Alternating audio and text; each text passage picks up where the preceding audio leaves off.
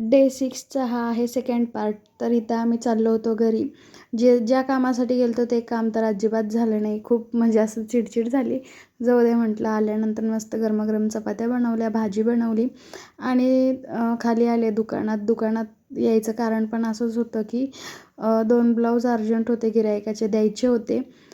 ज्यांचे ब्लाऊज शिवून रेडी असतात ते काही येत नाही आणि ज्यांचे झाले नाहीत ते मात्र नक्की हजेरी लावतात, झाले का नाही, झाले का नाही करत. तर सगळ्या माझ्या टेलर मैत्रिणींनो नक्की मला कॉमेंटमध्ये सांगायला विसरू नका की तुमच्यासोबत देखील असं होतं आहे का.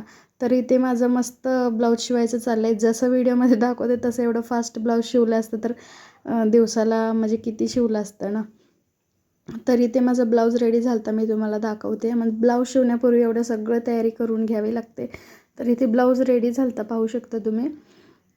असा काहीसा ब्लाऊज रेडी झाला आहे आणि कापड व्यवस्थितच नव्हतं अजिबात. खूप म्हणजे खूप घसरत होतं.